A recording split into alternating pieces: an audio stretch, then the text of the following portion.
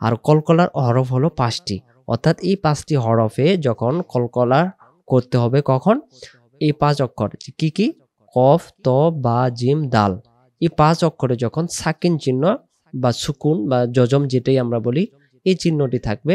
মাঝে মাঝে এটা আবার এরকম করে থাকে, সেটাও সুকুন বা সাকিন আমরা বলতে পারি। তখন এই 5 হরফে জজম হইলে কলকলা করিয়া পড়িতে হয়। কলকলা কেমন করে আমরা পড়ব? তাহলে এখানে কলকলার অক্ষর 5টি আগে আমাদেরকে মনে রাখতে হবে। কলকলার 5 অক্ষর কফ, ত, বা, জিম, দাল, এই 5 হরফে জজম হইলে কলকলা করিয়া পড়িতে হয়। সহজ ভাষায় যদি আমরা বলি, কলকলার 5 অক্ষর কফ, ত, বা, জিম, আর যদি দাল হয় 5 অক্ষরে সাকিন থাকলে কলকলা করতে হয়। তাহলে কলকলাটা আমরা কিভাবে পড়বো? আক, আক, আক। আর যদি আমরা আওয়াজটা লেগে দেই আক, আরেকটা আওয়াজ আসতেছে না, তখন কাফ হয়ে যেতে পারে। এজন্য উচ্চারণ হবে আক, এক, এক, এক।